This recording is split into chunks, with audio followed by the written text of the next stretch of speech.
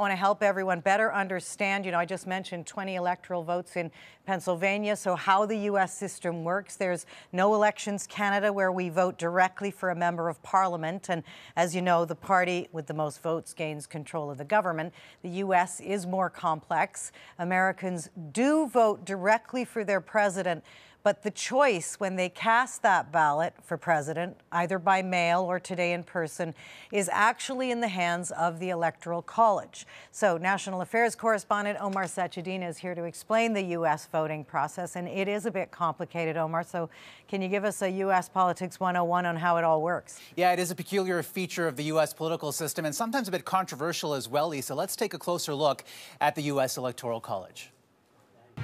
There are 538 Electoral College votes.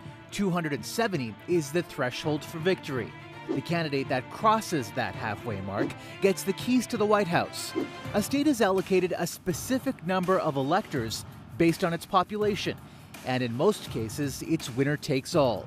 For example, California, the most populous state, also has the most electoral votes, 55. All of them go to the candidate who wins the state. That's why the biggest states in terms of population are the most prized. That explains why candidates vie harder to win Texas, New York, Florida, and Illinois. Whoever wins those 4 states would accumulate 116 electoral votes, whereas a sweep of Alaska, Delaware, Montana, North Dakota, South Dakota, Wyoming, Idaho, and Maine, twice as many states, would generate only 31 electoral votes. And while the system's been in place for more than 200 years, some believe it's flawed.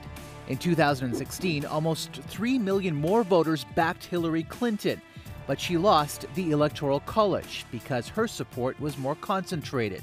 Trump won Florida, Wisconsin, Pennsylvania, and Michigan by less than 1.3%, but got all 75 of their electoral votes. Clinton got none. So some extremely tight races 4 years ago and states that Joe Biden wants to put squarely back into his column tonight, Lisa.